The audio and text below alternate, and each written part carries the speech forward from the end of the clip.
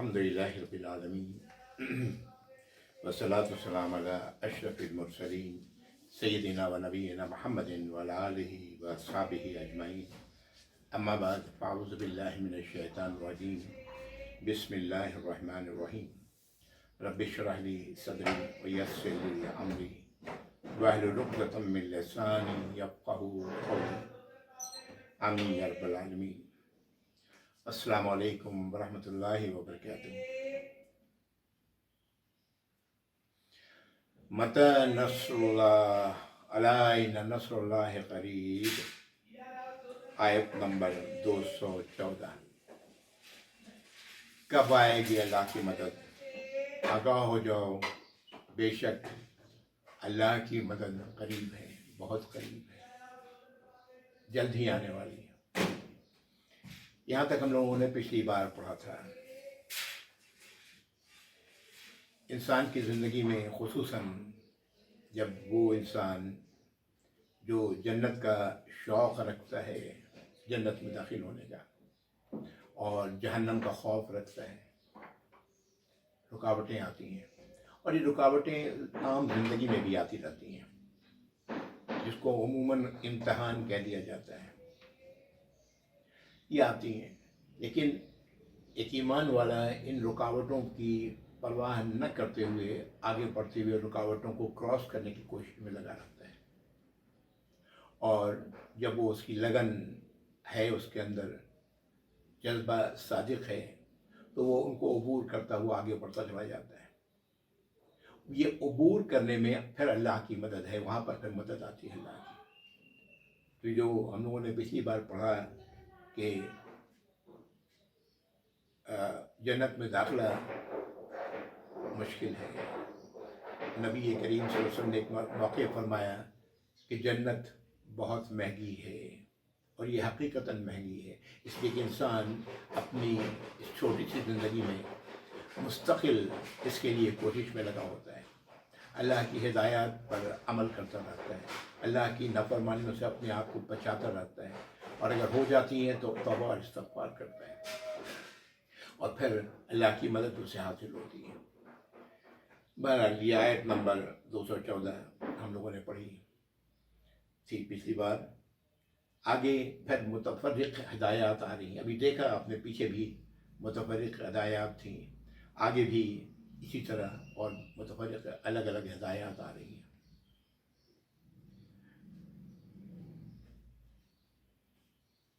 ایک بھائی سے بات ہو رہی تھی، تو انہوں نے کہا کہ بھائی میں آپ کی ویڈیو جہاں دیکھتا ہوں، جس کمرے میں، میرے سامنے قرآن شیلف کے اوپر ہوتا ہے۔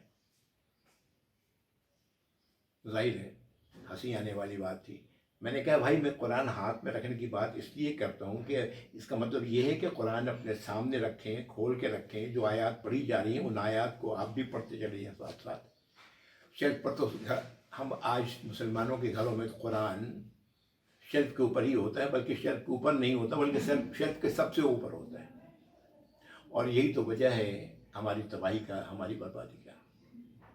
قرآن شیلف پہ نہیں رکھنا، اپنے ہاتھ پہ رکھیں، اور اس مقام کو کھول کے رکھیں جو آیات، میں بار بار آیات کا ذکر بھی کرتا ہوں اسی لیے کہ آپ ان آیات پر نظر ڈالتے چلے جائیں۔ بہرحال یہ ایک دلچسپ بات تھی۔ ایک بار پھر یہ طالب علم آپ سے مخاطب ہے جو آپ کا بھائی ہے، مسلمان ہے۔ اللہ تعالیٰ کی مہربانی ہے اور توفیق ہے کہ ہم لوگوں کو اس کا موقع مل جاتا ہے، الحمدللہ۔ آئیے اگلی آیت پہ۔ اگلی آیت پر آنے سے پہلے پھر میں ایک بار یاد دلانا چاہتا ہوں کہ وہ لوگ جو واقعتاً جنت کا شوق رکھتے ہیں اور جہنم کا خوف رکھتے ہیں، اپنے آپ کو اللہ کی نافرمانی سے بچاتے ہیں، ان کی ایمان کی بات تو ہو گئی، غیب پر ایمان رکھتے ہیں، انبیاء اور رسولوں پر ایمان رکھتے ہیں، کتابوں پر ایمان رکھتے ہیں، اور آخرت کا یقین رکھتے ہیں، لیکن ان کی دو ظاہری خصوصیات ہیں۔ ایک تو یہ کہ وہ نماز کے قائم کرنے والے لوگ ہیں، یقیمون الصلاۃ، نماز قائم کرتے ہیں، اور دوسرا مما رزقناہم ینفقون، جو اللہ نے انہیں رزق دیا ہے اس میں سے خرچ کرتے ہیں۔ عرض کر چکا ہوں کہ رزق کا مطلب وہ تمام نعمتیں ہیں، وہ تمام چیزیں ہیں جس سے انسان فیضیاب ہو رہا ہوتا ہے اپنی زندگی میں۔ اب یہاں پر اس آیت پر آئیں جو ہم لوگوں نے ابھی پڑھنی ہے، 215، اعوذ باللہ من الشیطان الرجیم۔ یسألونک، قرآن اپنے سامنے کھول کے رکھیں، اپنے ہاتھ میں رکھیں یا ریحل پہ رکھیں، اور آیت کے ساتھ ساتھ آپ اسے بھی آپ بھی پڑھتے چلیں، میں بھی پڑھ رہا ہوں۔ اعوذ باللہ من الشیطان۔ یسألونک ماذا ینفقون، یہ لوگ، وہ لوگ آپ سے سوال کر رہے ہیں کہ کیا خرچ کریں۔ قل ما انفقتم من خیر وللوالدین والاقربین والیتامى والمساکین وابن السبیل، کہہ دیں ان سے کہ جو تم خرچ کرو خیر میں سے، خیر کے معنی، خیر کا قرآن مال کے معنی میں بھی لیتا ہے اور خیر بھلائی کے معنی میں بھی لیتا ہے، کہ جو بھی بھلائیاں اللہ تعالیٰ نے تمہیں دی ہیں اس میں سے تم خرچ کرو۔ مال ہے، اچھا اخلاق ہے، جو بھی سہولتیں مہیا ہیں وہ سبھی آ جاتے ہیں اس کے اندر۔ خرچ کرو کن پر؟ والدین پر، والدین کے لیے، والاقربین، جو تمہارے رشتہ دار ہیں، قرابت دار ہیں، ان پر، والیتامى، یتامہ یتیم کی جمع ہے، یتیموں پر، والمساکین، مسکین کی جمع ہے، مساکین پر، وابن السبیل، اور مسافروں پر۔ وما تفعلوا من خیر فإن اللہ بہ علیم، تم جو بھی خیر کا کام اس طرح کرو گے بے شک اللہ تعالیٰ اس سے پوری طرح واقف ہے یا واقف ہوں گے۔ یہ وہاں جو بات کہی گئی خرچ کرتے ہیں، مما رزقناہم، انہیں جو دیا جاتا ہے، دیا گیا ہے، اللہ نے رزق دی ہے، اس پر سوال ہے۔ یہاں پر کسی سوال کر رہے ہیں لوگ نبی کریم صلی اللہ علیہ وسلم سے، اس کے جواب میں اللہ تعالیٰ یہ آیات نازل فرما رہے ہیں، یہ آیت نازل فرما رہے ہیں کہ خرچ کہاں کرنا ہے، تو والدین پر، قرابت داروں پر، یتیموں پر، مساکین پر، مسافروں پر، اور جو بھی تم کرو گے اس رزق میں سے خرچ، اللہ تعالیٰ اس سے پوری طرح واقف ہوں گے۔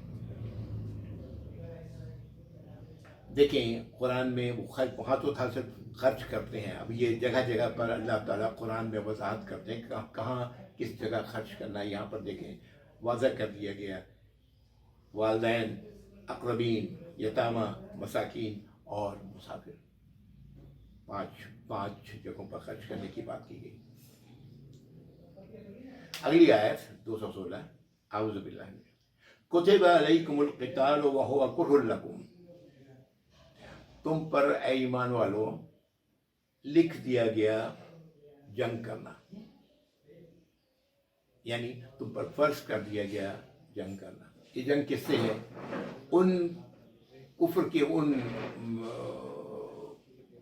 لوگوں سے، کفر میں مبتلا ان لوگوں سے جو اللہ کے راستے سے روکنے والے ہیں۔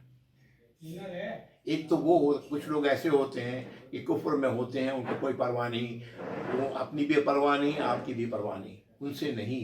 جو اللہ کے راستے میں مخالفت کھڑی کرنے والے لوگ ہیں ان سے قتال کرو، اور یہ تمہیں پسند نہیں۔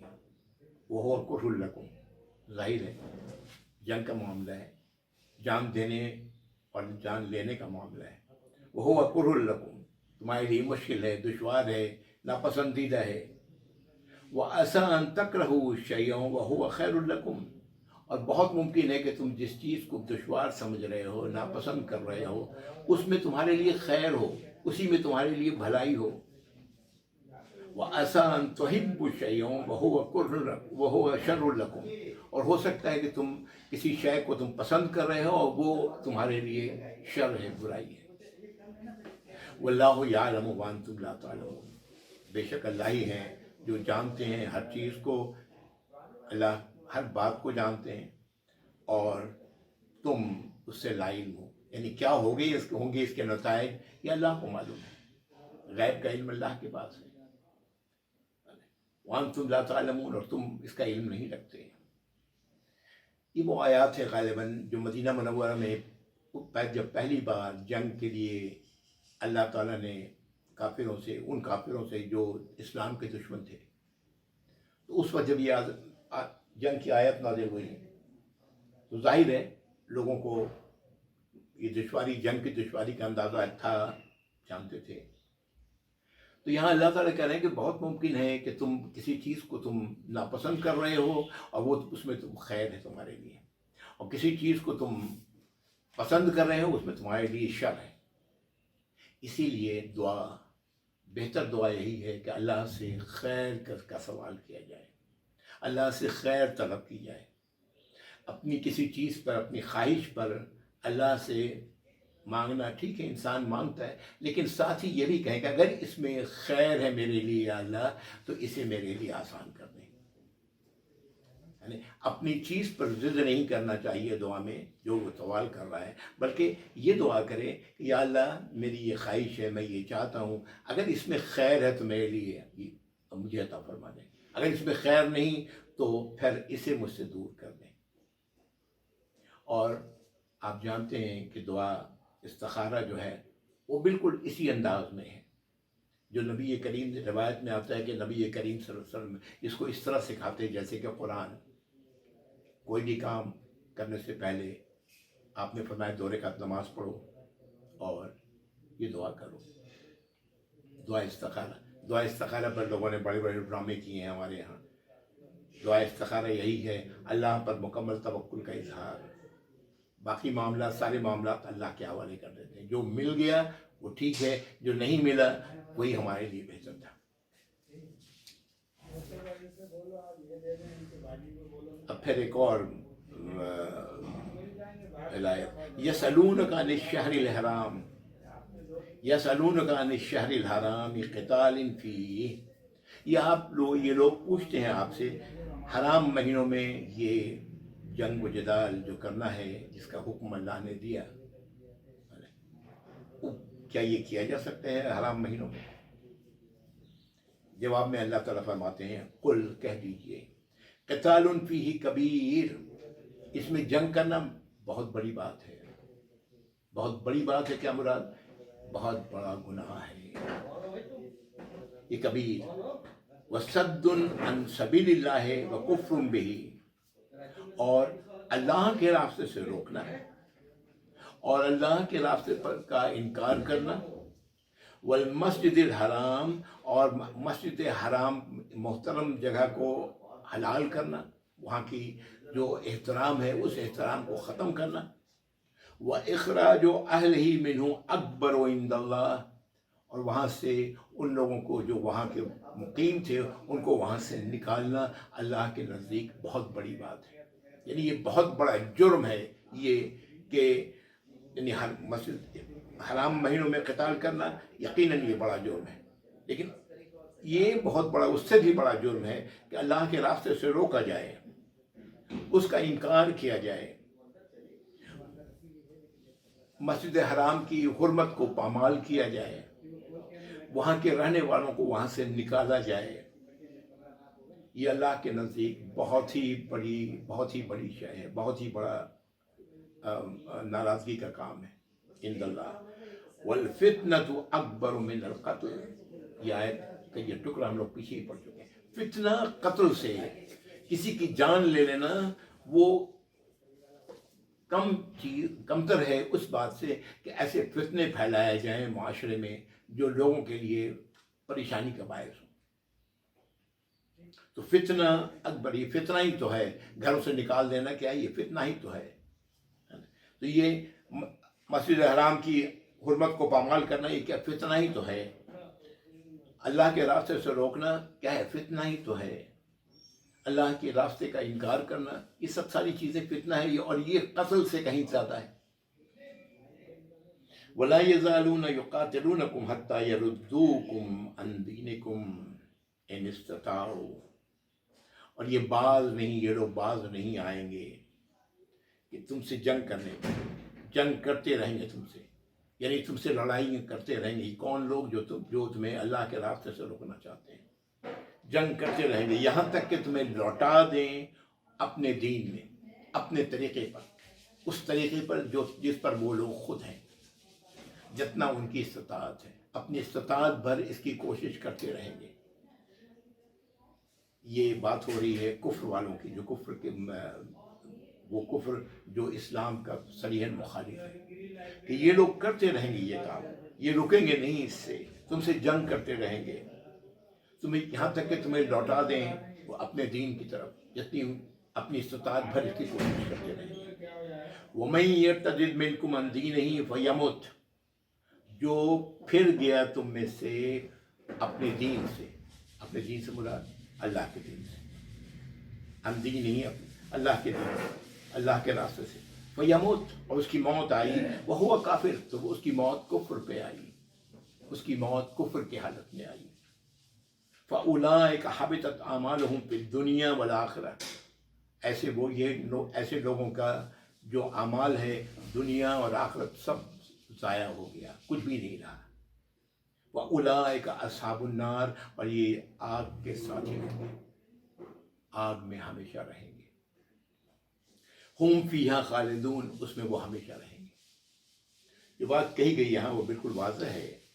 پہلے تو قتال کا حکم کے بارے میں بتایا گیا، تم پسند کرتے ہو ناپسند کرتے ہو، تمہاری پسند اور ناپسند، اپنی پسند اور ناپسند سے بچ جاؤ، خیر کس میں ہے یہ اللہ بہتر جانتے ہیں۔ ہو سکتا ہے تمہاری پسند کی چیز تمہارے لیے شر ہو اور تمہاری ناپسند کی چیز میں اس میں تمہارے لیے خیر ہو، یہ بتایا گیا۔ پھر اس کے بعد جنگ کی بات ہے کہ کیا یہ جنگ، لڑائیاں شہر حرام مہینوں میں کی جا سکتی ہیں، ان کے پیچھے واقعات ہیں۔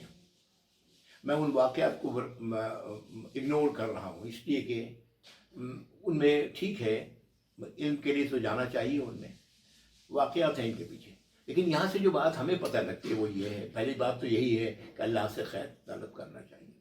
دوسری بات یہ ہے کہ اللہ کے حکم میں جو اللہ کی ہدایات ہیں اس میں ہمارے لیے خیر ہے۔ تیسری بات یہ ہے کہ جنگ یا ان لوگوں سے کیا جائے جو اللہ کے راستے کے دشمن ہیں، ان سے جنگ کیا جائے، اور فتنہ سے بچا جائے، فتنے کو ختم کیا جائے۔ یہ جنگ فتنے کو ختم کرنے کے لیے کیا جاتا ہے، اور جہاں تک ایسے لوگوں کا تعلق ہے وہ تم سے جنگ کرتے رہیں گے، وہ تم سے لڑائیاں کرتے رہیں گے، اس لیے کہ ان کا ایم یہ ہے، ان کی جو مقصد ہے وہ یہ ہے کہ تمہیں واپس اپنے دین کی طرف لے آئیں جس پر وہ لوگ ہیں۔ اللہ تعالیٰ کہہ رہے ہیں کہ جو تم میں سے جو لوگ پھر گیا اپنے دین سے، دین اسلام سے، تو اس کے سارے اعمال ضائع گئے، دنیا میں بھی اور آخرت میں بھی، تو وہ آگ کے ساتھی ہیں، اصحاب ساتھی ہیں جس میں وہ ہمیشہ رہیں گے۔ اگلی آیت، ان الذین آمنوا والذین ہاجروا وجاہدوا فی سبیل اللہ اولئک یرجون رحمت اللہ واللہ غفور رحیم۔ بے شک وہ لوگ جنہوں نے ایمان لایا، ہجرت کی، اس ایمان کی جدوجہد، ایمان کو بچانے کے لیے اپنی جگہوں کو چھوڑا، اپنے ٹھکانوں کو چھوڑا، اپنے گھروں کو چھوڑا، ہجرت کی اور جہاد کیا، کشمکش میں مبتلا رہے، اللہ کے راستے پر چلنے کے لیے، اللہ کے راستوں کی رکاوٹوں کو عبور کرنے میں لگے رہے۔ یہی وہ لوگ ہیں جو اللہ کی رحمت کی امید رکھنے والے ہیں۔ تو رحمت کی امید رکھنے والے کون لوگ ہیں؟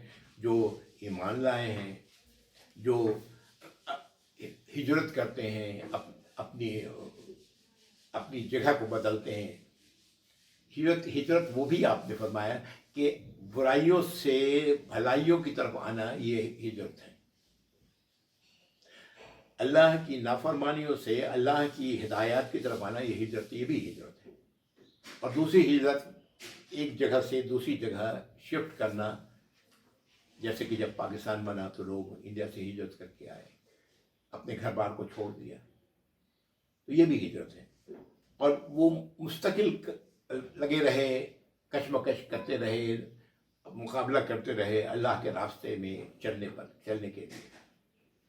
یہی وہ لوگ ہیں جو اللہ کی رحمت کا یہ امیدوار ہے۔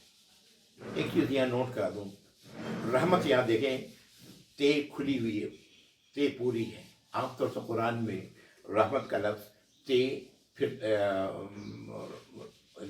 वो गोल ते होती है, यहाँ पर पूरी खुली ते। कुरान जिस तरह अल्लाह ने नाज़िल किया वैसे ही है, पता नहीं इसके पीछे क्या मकसद है इसका, लेकिन एक बात जो मुझे समझ में आती है वो ये है कि मुकम्मल रहमत, कि यही लोग अल्लाह की मुकम्मल रहमत दुनिया में भी और आखिरत में भी, कि जो उम्मीदवार ऐसे ही लोग होते हैं। और अल्लाह तो इन्नल्लाह वल्लाहु गफूरुर रहीम, और अल्लाह तो गफूर हैं, बख्शने वाले हैं, ख़ताओं के माफ़ करने वाले हैं, और रहीम हैं। ऐसे ही लोगों के लिए अल्लाह ताला गफूर और रहीम है। अगली आयत, यसअलूनका अनिल खम्र वल मैसिर, लोग आपसे पूछते हैं शराब के बारे में और जुए के बारे में। ये आम था। आप तमाम उस मुआशरे में चले जाएं जहाँ अल्लाह का दीन को मानने वाले लोग ने, उनमें आज भी आम नजर आएगा, शराब भी आम, जुआ भी आम।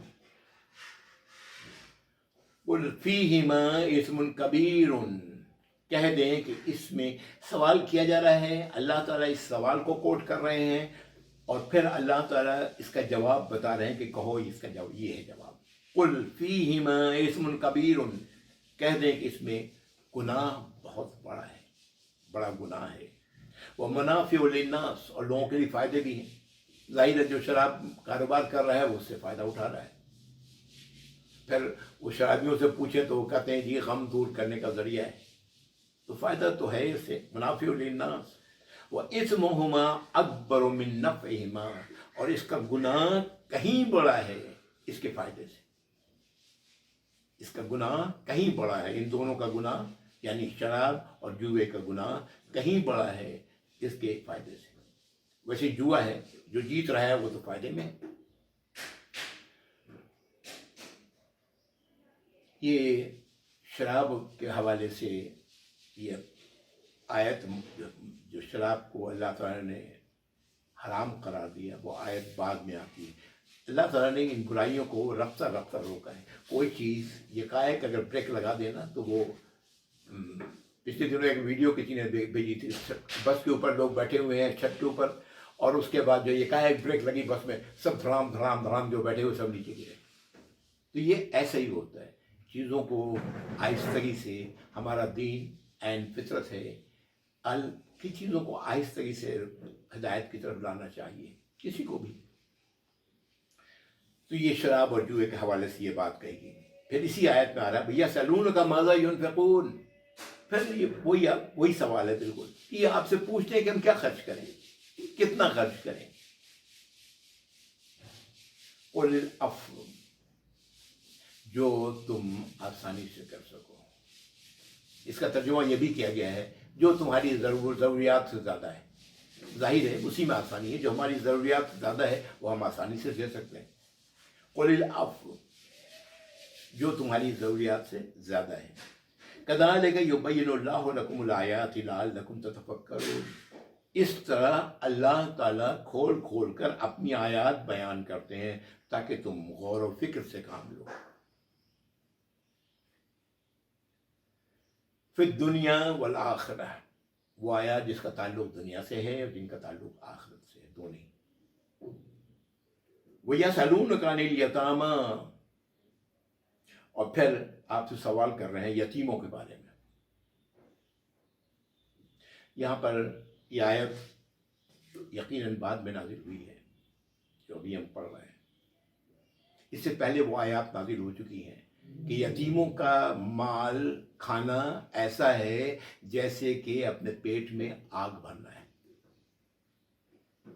तो लोग जाहिर है बहुत परेशान हुए इस बात पर। यतीम कौन होता है? जब तक कि बच्चा 12-13 साल का ना हो जाए, 12-13-14 साल का, उस वक्त तक वो यतीम है, उसके बाद वो यतीम नहीं रहता। यही यतीम की लिस्ट, इसलिए कि उससे पहले वो अपने माल, अपनी इन चीज़ों की हिफाजत नहीं कर सकता जैसे कि उसे करना चाहिए, जो भी उसको विरसे में मिला है, जो कुछ भी। तो उसके बारे में ये सवाल कर रहे हैं।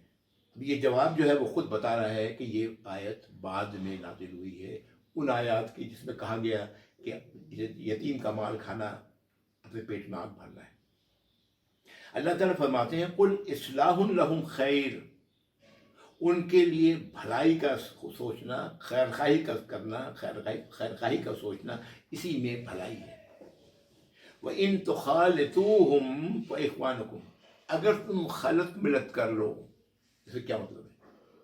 اس کا مطلب یہ ہے کہ تم اپنے مال میں ان کا مال ملا لو۔ مثال کے طور پر میں کاروبار کرتا ہوں، میرے پاس یتیم بچے ہیں، میرے بھائی کے، کسی کے بھی، ان کا جو مال ہے وہ میں اپنے مال میں ملا لیتا ہوں تاکہ ان کے اس مال میں ان کے لیے بھی اضافہ ہو۔ اگر تم ملا لیتے ہو، خلط ملت کر لیتے ہو، فَإِخْوَانُكُمْ، تو وہ تمہارے بھائی ہیں۔ کون ہے؟ کن کی بات کی جا رہی ہے؟ یہ یتیموں کی۔ ہم سب بھائی ہیں نا، ہم سب آدم علیہ السلام کی ہی اولاد ہیں نا۔ اور پھر دینی بھائی کا رشتہ الگ ہے، ایک اور دوسرا رشتہ ہو گیا اس کے بعد، ہم دینی بھائی ہیں۔ واللہ یعلم المفسد من المصلح، اللہ تو جانتے ہیں کہ کون ہے فساد پھیلا، مفسد ہے، گڑبڑ کرنے والا ہے نا، اور کون ہے جو اصلاح کرنے والا ہے۔ یعنی اللہ کے علم میں اگر تم اس مال کو اپنے ملا لیتے ہو اپنے مال کے ساتھ، اور اس کے بعد اس کو جس طرح چاہتے ہو اس طرح استعمال کرتے ہو تو کرو، اس کی اجازت ہے۔ اس لیے کہ اللہ کو تو معلوم ہے کہ کون ہے جو اس میں گڑبڑ کرنے والا بدنیت ہے، اور کون ہے جو واقعتاً جس کی نیت صاف ہے، وہ یتیم کا مال نہیں کھانا چاہتا۔ وَلَوْ شَاءَ اللَّهُ لَأَعْنَتَكُمْ، اگر اللہ چاہتے تو تمہارے لیے مشکل کر دیتے۔ یہ بڑا مشکل ہوتا ہے نا۔ اب ظاہر ہے یتیم کا مال ہے وہ علیحدہ ہے، اور وہ ویسے ہی پڑا ہوا ہے، وہ کوئی کاروبار نہیں کیا جا رہا ہے، اس سے کوئی فائدہ، اس کے مال کو بڑھانے کی کوشش نہیں کی جا رہی ہے، اس سے فائدہ نہیں پہنچایا جا رہا ہے، تو یہ، اور ایک طرف اپنا مال ہے، تو اللہ تعالیٰ فرماتے ہیں کہ وَلَوْ شَاءَ اللَّهُ لَأَعْنَتَكُمْ، تمہارے لیے مشکل کر دیتے، یعنی مشقت میں ڈال دیتے۔ ان اللہ عزیز الحکیم، بے شک اللہ تعالیٰ تو مکمل اختیار رکھنے والے ہیں، مکمل اقتدار ہے اللہ کا، اللہ تعالیٰ غالب ہے اور حکمت والے ہیں۔ اس طرح اللہ تعالیٰ نے یتیموں کے مال کو اپنے مال کے ساتھ ملا کر کے ان کی حفاظت کر کی اجازت دے دی ہے، لیکن نیت صاف ہو۔ یہ ان تمام چیزوں کے بارے میں احادیث میں بڑی ساری وضاحت، بڑی ساری احادیثیں ہیں جو ملتی ہیں، مزید تفصیلات کا پتہ لگتا ہے ان باتوں کا۔ وَلَا تَنكِحُوا الْمُشْرِكَاتِ حَتَّى يُؤْمِنَّ، اور مت نکاح کرو مشرک عورت سے یہاں تک کہ وہ ایمان لے آئیں۔ وَلَا أَمَةٌ مُؤْمِنَةٌ خَيْرٌ مِّن مُشْرِكَةٍ وَلَوْ أَعْجَبَتْكُمْ، اور ایک ایمان والی باندی کہتے ہیں، غلام مرد کو کہتے ہیں، اور جو عورت ہوتی ہے اس کو باندی کہتے ہیں۔ ایمان والی، جو ایسی باندی جو ایمان والی ہو، وہ کہیں بہتر ہے اس سے جو اس مشرک عورت سے، خواہ وہ تمہیں کتنی ہی پسند آئے، کتنی ہی اچھی لگے۔ وَلَا تُنكِحُوا الْمُشْرِكِينَ حَتَّى يُؤْمِنُوا، اور مت نکاح کرو مشرکوں سے یہاں تک کہ وہ ایمان لے آئیں۔ مت نکاح کرو کس کا؟ اپنی بیٹیوں کا، اپنی بہنوں کا، یہاں تک کہ وہ ایمان لے آئیں۔ وَلَا عَبْدٌ مُؤْمِنٌ خَيْرٌ مِّن مُشْرِكٍ وَلَوْ أَعْجَبَكُمْ، اور ایک ایمان والا غلام بہتر ہے اس مشرک سے جو تمہیں بہت پسند آ رہا ہے۔ اولئک یدعون الی النار، یہ مشرک جو ہیں یہ تمہیں دعوت دیتے ہیں آگ میں کی، جہنم کی۔ واللہ یدعو الی الجنۃ والمغفرۃ بإذنہ، اور اللہ تمہیں دعوت دے رہے ہیں جس کی؟ جنت کی اور اپنی مغفرت کی، اپنے اذن سے۔ وَيُبَيِّنُ آیاتہ للناس، اللہ تعالیٰ کھول کھول کر بیان کر رہے ہیں اپنی آیات کو لوگوں کے لیے، لعلہم یتذکرون، تو تاکہ وہ شاید کہ وہ نصیحت قبول کریں۔ یہ یہاں پر جو بات کہی گئی وہ یہ کہ مشرک مرد سے شادی اللہ نے روک دیا ہے۔ ہدایت اللہ کی یہ ہے کہ ایک مومنہ کی شادی مشرک شخص سے نہیں ہو، مت کرو۔ اسی طرح میں معذرت چاہتا ہوں، پہلے اللہ تعالیٰ نے اس چیز سے روکا ہے کہ ایک ایمان والا مشرک عورت سے شادی نہ کرے، چاہے وہ کتنی ہی اچھی لگے. اس سے بہتر یہ ہے کہ وہ کسی باندی سے، ایمان والی باندی سے شادی کر لیں. اور پھر دوسری طرف یہ کہا گیا کہ مت نکاح کرو مشرک مرد سے. وہ مشرک مرد سے بہتر وہ غلام ہے جو ایمان لایا ہے. ایمان والا غلام وہ بہتر ہے. یعنی اہمیت ایمان کی ہے. شرک سے دور رہو، کیونکہ یہ شرک جو ہے، شرک پر رہنے والے تمہیں آگ کی طرف لے جائیں گے، جہنم کی طرف لے جائیں گے، جبکہ ایمان والے تمہیں جنت کی طرف لے جائیں گے. یہاں سے ایک بات نوٹ کریں، آیت میں آیا ہے وَلَا تُنْكِحُوا، مت نکاح کرو. یہاں سے یہ بات پتہ لگتی ہے کہ کسی عورت کو خود اپنا نکاح کرنا ہمارے دین میں درست نہیں ہے. اس کا ولی، اسی لیے نکاح کی شرط میں ہے کہ اس کا ولی جو بھی ہو، اگر باپ ہے تو باپ ولی ہے، بھائی ہے تو بھائی ولی ہے، جو بھی ہے اس کی ولی کی اجازت سے شادی ہوگی. بہرحال یہ شادی کی بات اپنی جگہ ہے، لیکن یہ بات جاننا چاہیے. یہاں پر کہا جا رہا ہے مت نکاح کرو اپنی ایمان والیوں کا مشرک مرد سے.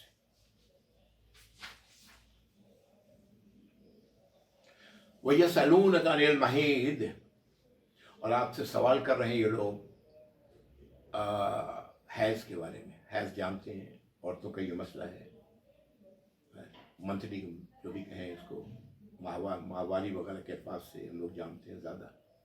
اس کے بارے میں لوگ سوال کر رہے ہیں. قُلْ هُوَ أَذًا، کہہ دیں کہ یہ ایک تکلیف دہ چیز ہے، یہ ایک بیماری ہے جو عورتوں کے ساتھ ہے. عورتوں کو اللہ نے ایسے ہی بنایا ہے، ہر مہینے ان کے ساتھ ایسا ہی ہوتا ہے.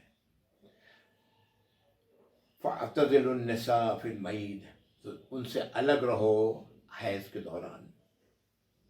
وَلَا تَقْرَبُوهُنَّ، ان کے قریب مت جاؤ. حَتَّى يَطْهُرْنَ، یہاں تک کہ وہ پاک ہو جائیں.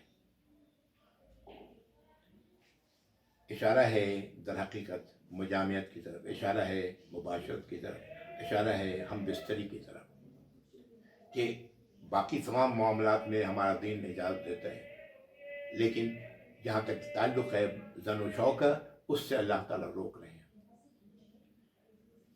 یہاں تک کہ وہ پاک ہو جائیں.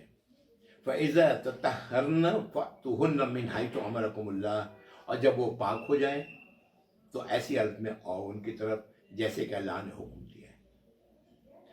اللہ نے حکم دیا ہے.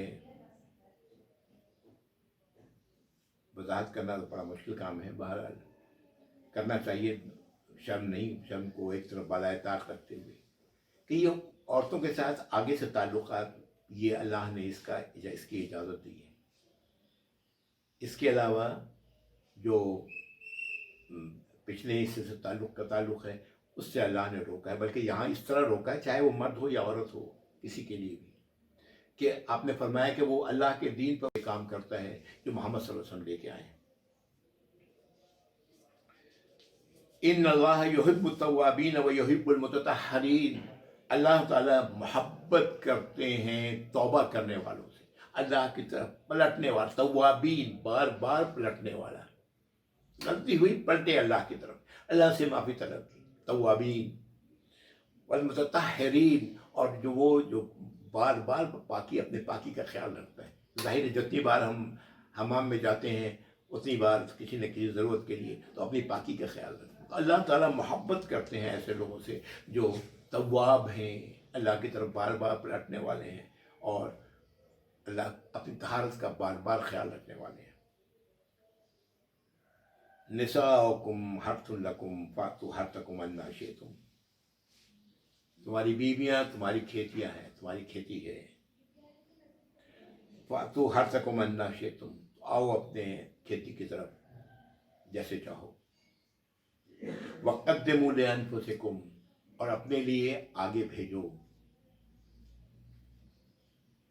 کیا بات کہی گئی یہاں پر اس آیت پر، یہ کھیتی کے لفظ پر؟ آج جو ہمارے ہاں آزادی نسواں والی ہیں، ان کو یہ آیات بہت بری لگتی ہے. اللہ تعالیٰ نے کھیت کا مثال اس لیے دی ہے کہ ایک کسان اپنے کھیت کا کس طرح خیال رکھتا ہے، کس طرح اس کی حفاظت کرتا ہے، کس طرح سے اس میں جب فصل لگاتا ہے کس طرح وہ فصل کی حفاظت کرتا ہے. یہ تمام کے تمام جس طرح سے کرتا ہے اس طرح سے معاملہ عورت کا ہے، اپنی بیوی کا ہے. یہ ہے جو کہنے کا مطلب ہے. یہ تمام چیزیں ایک شوہر کے ذمے ہیں کہ وہ ان چیزوں کا خیال رکھے. وہ تمہاری کھیتی ہے اور تم جس طرح چاہو اپنی کھیتی میں ہو. جس طرح کسان اپنے فصل کو بچاتے ہوئے دوسری چیزوں کو نہ خراب ہو کرتے ہوئے اپنے کھیتوں کی حفاظت کرتا ہے، اس طرح اللہ تعالیٰ فرما رہے ہیں اس طرح کرو. اور قدموا لانفسکم، اپنے لیے آگے بھیجو. کیا ہے آگے؟ کیا چیز بھیجی جا رہی ہے؟ اللہ کی اطاعت، اللہ کی فرما برداری.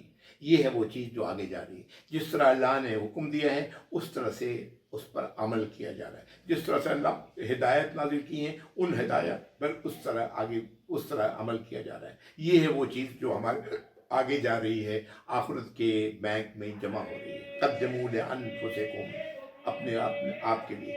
واتقوا اللہ، اور اللہ کی ناراضگی سے بچو. وَاعْلَمُوا أَنَّكُمْ مُلَاقُوهُ، جان لو کہ تم اس سے ملاقات کرو گے. اللہ سے تمہاری ملاقات ہو کے رہے گی، تم اللہ کے سامنے حاضر ہو کے رہو گے. وَاعْلَمُوا أَنَّكُمْ مُلَاقُوهُ، تم اس سے لازماً ملاقات کرو گے. وَبَشِّرِ الْمُؤْمِنِينَ، اور بشارت دیں، خوشخبری سنا دیں. کس کو؟ ان باتوں پر وہ تسلیم کرنے والوں کی. جو ان باتوں کو، اللہ کی ہدایات کو تسلیم کر رہا ہے، اس کو خوشی، اس کو مبارکباد دیں، اس کو بشارت دیں. کس چیز کی؟ جنت کی. چلیں یہ آیت نمبر 223 ہے. یہ سلسلہ متفرق ہدایات کا آگے بھی چل رہا ہے انشاءاللہ. اگلی بار اس کے بعد 224 ہم لوگ پڑھیں گے. جتنی چیزیں ہم لوگوں نے پڑھی ہیں اللہ تعالیٰ ان تمام چیزوں کے بارے میں وضاحت، احادیث میں بہت ساری احادیث میں وضاحت ملے گی. اور جو مزید ان کے بارے میں جاننا چاہتے ہیں اسے چاہیے کہ احادیث کی کتابیں کھولے یا جہاں سے بھی اس کو اس کے بارے میں علم. اللہ سے دعا ہے کہ اللہ تعالیٰ ہمیں ان آیات پر عمل کرنے کی توفیق عطا فرمائے، اور اللہ تعالیٰ ہمیں اس راستے پر قائم رکھیں جو ان لوگوں کا ہے کہ جو جنت میں داخلے کا شوق رکھتے ہیں، اس کے لیے ڈٹرمائنڈ ہیں، اپنے دل میں مستحکم ہے اور خوف رکھتے ہیں جہنم سے. وآخر دعوانا الحمدللہ رب العالمین، وصلی اللہ علی محمد وآلہ وصحبہ اجمعین. جزاکم اللہ خیر، والسلام علیکم ورحمۃ اللہ وبرکاتہ.